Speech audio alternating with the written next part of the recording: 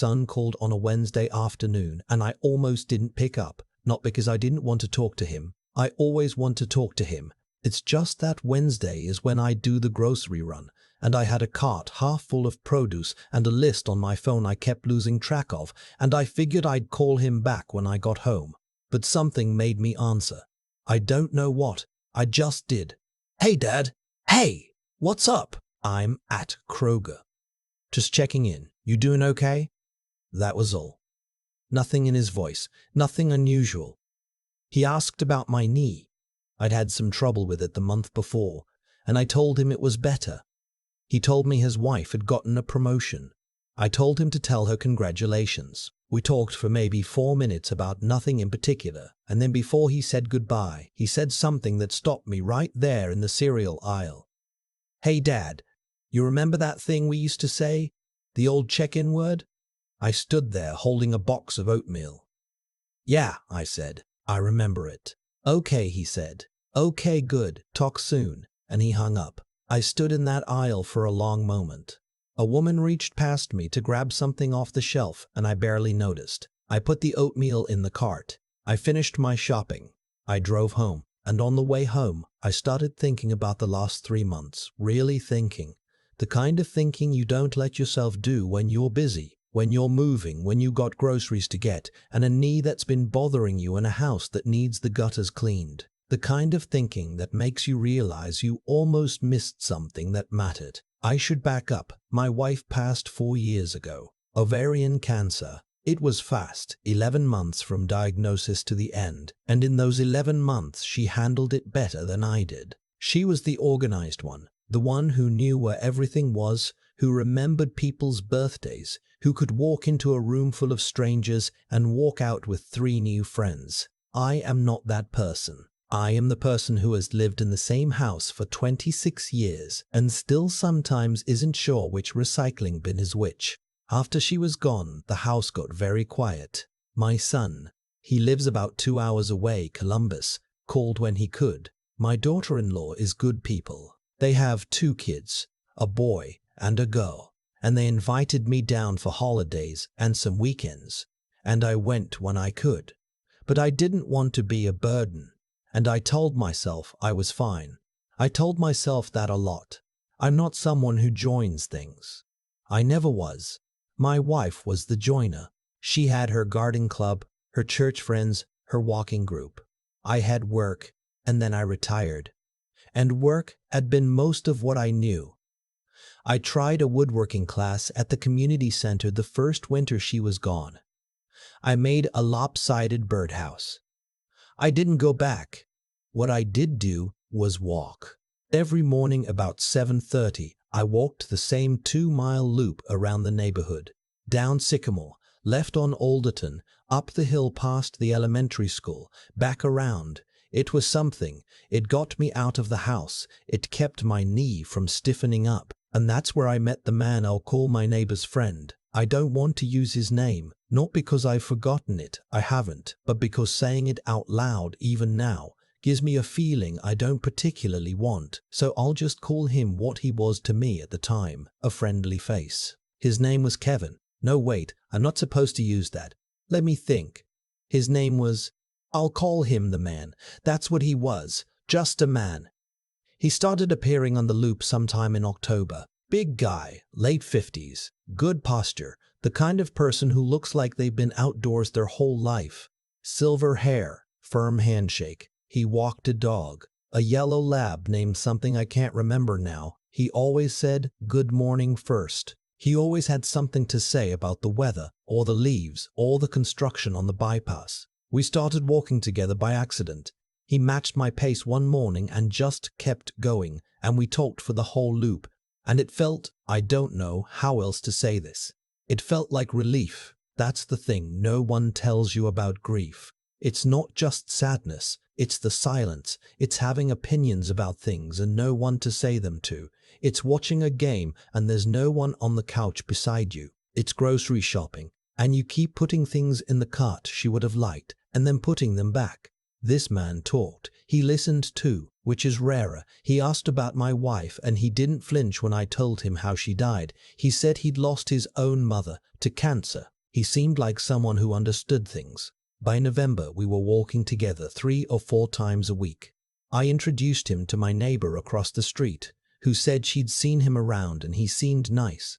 I mentioned him to my son on the phone. I said I'd made a walking friend, and my son said, "That was great, Dad. Really, that sounds great."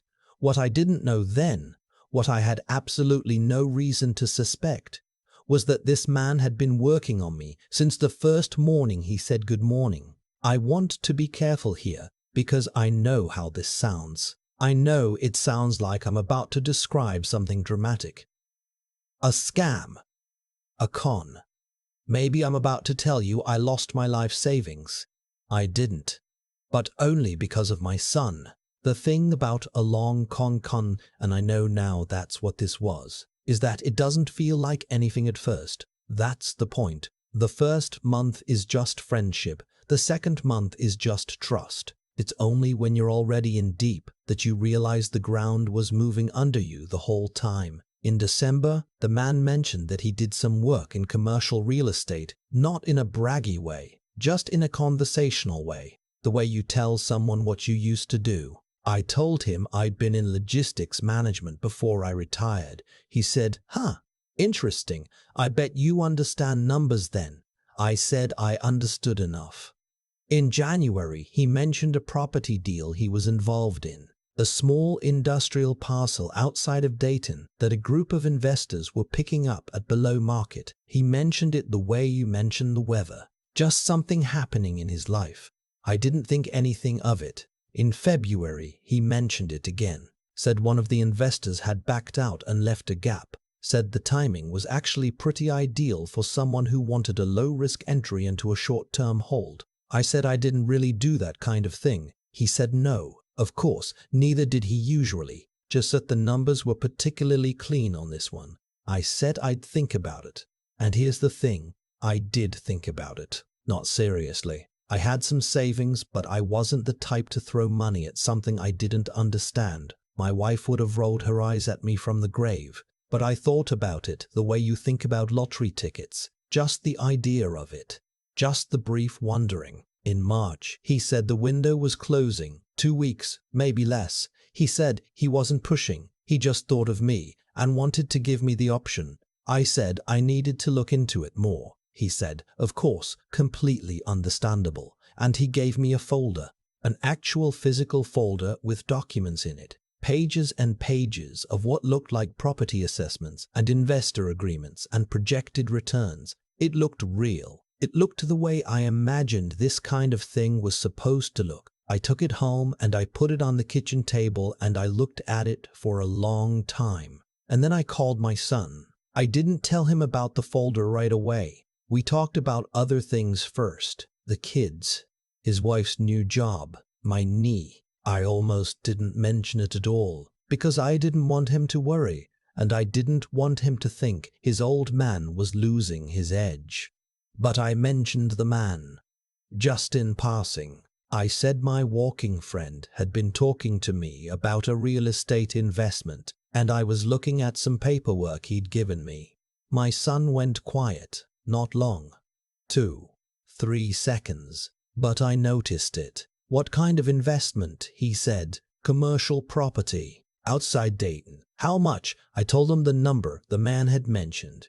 An entry point, reasonable sounding. My son said, "Okay, don't do anything yet. I'm going to call you back." He called me back 2 hours later. He'd done some searching. The property address in the folder didn't match any public county records in the way it should have. The name of the investment group came up attached to a complaint filed with the Ohio Attorney General's office 2 years prior.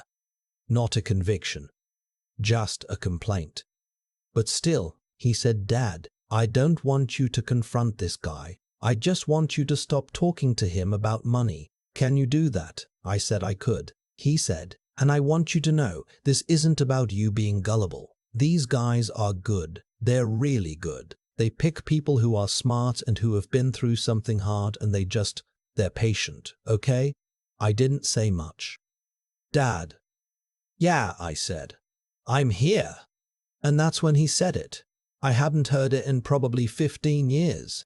Maybe more. He'd been a teenager when we first came up with it, when he was driving himself to school and I was still working long hours, and we had the shorthand we used when something needed attention but couldn't be said plainly. He said the word, and I knew exactly what he meant. He meant, "I see you. I'm here. You're not in this alone. I want to tell you what happened with the man because I think it matters." I stopped engaging about the money. I kept walking because stopping suddenly felt like tipping my hand, and my son agreed it was safer to let it wind down naturally. I said I'd looked at the folder and I just wasn't in a position right now, maybe later in the year. The man pushed a little, then backed off.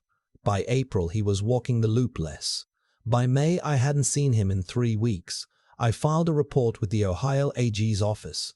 My son helped me do it online. Whether anything came of it, I don't know for certain, but I did it because I thought about the next person, the next widower on the next loop, who needed someone to talk to and found the wrong someone. What I think about most now isn't the money, it's how good it felt to be seen. That's what he sold me on. Before he ever mentioned a dollar figure, he sold me on being known, on being understood, on having someone to walk with in the cold who seemed genuinely interested in what I thought about things. And the terrible truth is that I needed that. I still need it. That's not a flaw in me. That's just what it is to be human and to have lost someone and to be living alone in a house that's too quiet. But here's what I know now that I didn't know then. The man had looked for exactly that. He hadn't stumbled into my life. He had watched. He had picked a neighborhood where he'd seen an older man walking alone on a regular schedule. He had asked questions early on that sounded like interest and were actually reconnaissance. Where I lived, whether my kids were close by, whether I had much family in the area. He had built a profile of me before he ever said a word about real estate. And when he introduced the money, he knew exactly how much I had and how lonely I was and how much I wanted to believe he was real. My son told me later that this is how it works, that the emotional manipulation comes first always, that the money is just the end of a much longer process. I believed him. I'd watched it happen to me. What changed after all of this is something I'm still sitting with. My son drives up now once a month. We watch the game, we walk the loop, together, the 3 Sundays he's here, me and him, and sometimes his boy, who is 9 and asks questions about everything and runs ahead and circles back the way kids do when they can't quite contain themselves. I like those mornings. I like them a lot. We haven't talked much about what happened, not in a deep way. It sits between us the way things sit between fathers and sons when both of them are trying not to make the other one feel bad. I don't want him to think I almost fell for something stupid. He doesn't want me to feel like he rescued me. But a few weeks ago, when he was about to head back to Columbus, he stopped at the door and he said, "I'm glad you called me about the paperwork." I said, "I almost didn't." He said, "I know." I said, "How'd you know?" He smiled, a little. He looked like his mother when he did that. Something around the eyes. "Because I know you, Dad. That's it. That's the whole thing, really. Not the scam, not the investigation, not any of it. Just that. The fact that someone knew me well enough to hear something in my voice that I hadn't said out loud, and to say a word we hadn't used since he was a teenager, and to mean I'm paying attention. You're not invisible to me." My wife used to say that the most dangerous thing wasn't the bad guys. It was the silence around them. The silence that makes you think you have to handle things alone, that asking for help means you're weak, that needing someone means you've lost something. She was right about most things. I've been talking to my son more, real talking, not just the weather and the knee and the kids.